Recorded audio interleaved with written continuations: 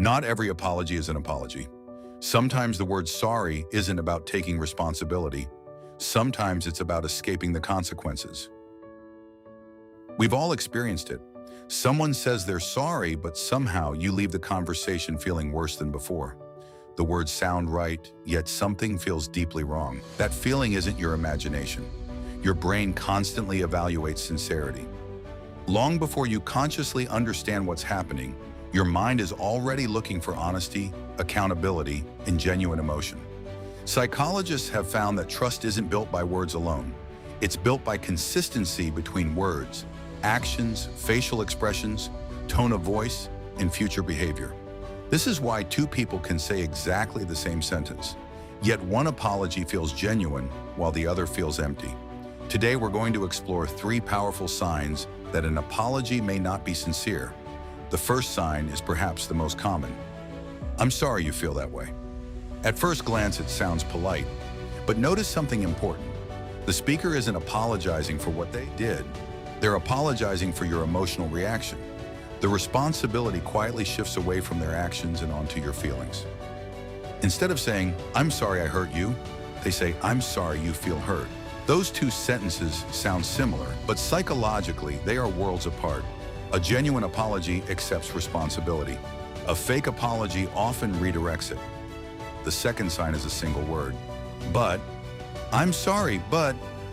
Everything said before the word "but" begins to disappear. I'm sorry, but you misunderstood. I'm sorry, but you made me angry. I'm sorry, but you always overreact. Notice what happens. Responsibility is replaced with justification. Instead of repairing trust, the speaker begins defending themselves. Psychologists call this defensive communication. The purpose is no longer understanding. The purpose becomes protecting the ego. A sincere apology doesn't need excuses. It needs accountability.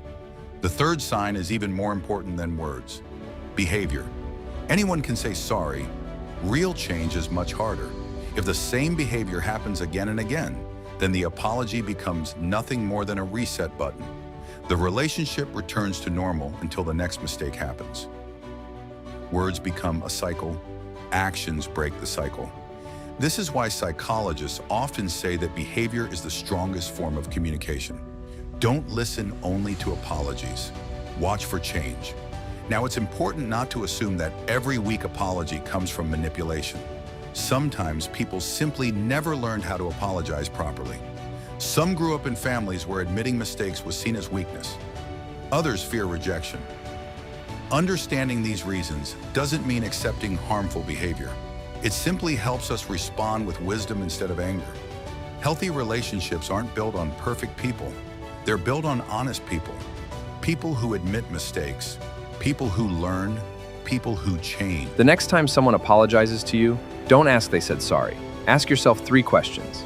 Did they accept responsibility? Did they avoid excuses? Did their behavior change afterwards? The goal is to understand patterns, protect your peace, and free your mind. If you enjoy psychology, philosophy, and understanding human behavior, subscribe to Mind Unchained. Free your mind. Think deeper. Mind Unchained.